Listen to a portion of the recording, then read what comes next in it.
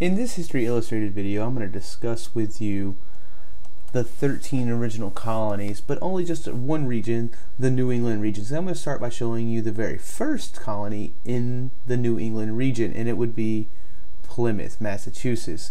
They were started by the Pilgrims, and it was started for religious freedom. So Plymouth, Massachusetts is the very first colony in the New England region. So New England.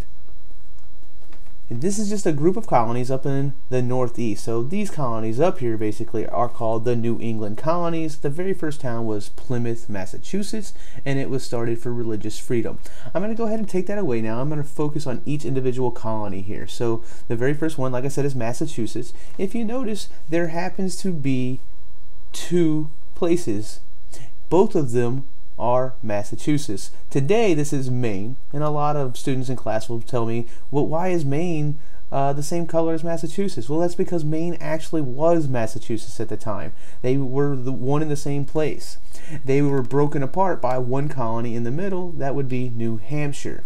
Now New Hampshire was also a part of Massachusetts originally, but as people overflowed beyond the center of Massachusetts in their towns, they started to want their own colony, and they asked for a charter from the king so they can run it themselves. And they said, well, we're our own colony now, we're New Hampshire. And they started for money purposes. They were just trying to make a buck. That's all they really wanted to do. And like I said, if you forgot, Massachusetts was started for religious freedom. The very next one that I'm going to talk about is Connecticut. In 1639, there was the first written constitution. It was called the Fundamental Orders of Connecticut. So the Fundamental Orders of Connecticut. So I'm just going to abbreviate Connecticut there.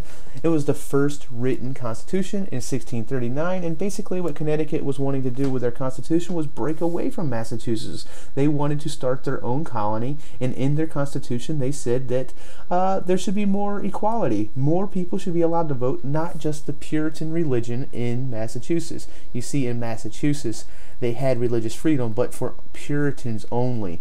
It was a state created just for Puritan religious freedom, so they can be free from the Church of England. So Puritans had freedom in Massachusetts, but no one else. So Connecticut wanted to have a little bit more freedom. And then right next to them would be Rhode Island. It's a very similar story. Rhode Island was started by Roger Williams because he was looking to separate the church from the state. He thought the church shouldn't be making the rules or the laws for the state. He thought they should be separated. It was a very unique idea for the time period. So Roger Williams was in Rhode Island. He wanted to separate church and state, so he was told to leave basically, and he went to Rhode Island and started his own colony. 1639 was Connecticut. It was started by a guy named Thomas Hooker. He wrote the Fundamental Orders of Connecticut. And then I want you to remember Massachusetts was originally started by the Pilgrims in 1620 at Plymouth. And Maine was a part of Massachusetts at the time. And New Hampshire's the unique story here. These guys weren't too interested in religion. They just were in the area and they said, well we're going to go make some money. And I'm going to cover the middle colonies next, so go ahead and switch over to that video as soon as you get a chance.